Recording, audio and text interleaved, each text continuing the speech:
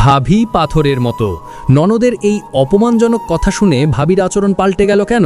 এরপরে ভাবি যা ঘটালো তা জানতে হলে পুরো ভিডিওটা দেখুন। ভাবি এবং ননদের মধ্যে মধুর সম্পর্ক ছিল।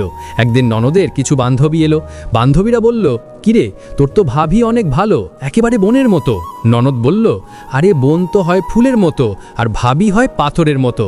কথাটা শুনে ভাবি খুব কষ্ট পেল। ভাবি মনে মনে ভাবতে লাগলো, আমি তো কখনো ননদের সাথে খারাপ ব্যবহার করিনি, তারপরেও আমি পাথরের মতো। ভাবি খুব কষ্ট পেয়ে একা থাকা শুরু করলো। একদিন ননদ বলল, ভাবি তোমার কি হয়েছে? কথা বলো না, হাসো না, একা একা থাকো।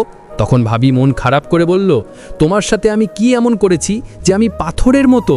ননদ হেসে বলল, ভাবি তুমি আমার কথার মানে বোঝোনি। ফুল তো খুব নরম হয়, হালকা বাতাসেই ঝরে পড়ে যায়, আর পাথর তো অনেক শক্ত হয়, ঝড় তুফান এলেও সে ঝরে পড়ে যায় না। আর তুমি হলো সেই পাথর, তোমার জন্যই এই সংসার টিকে আছে। আর বোন তো একদিন ফুল ঝরে পড়ার মতো শ্বশুর বাড়ি চলে যাবে।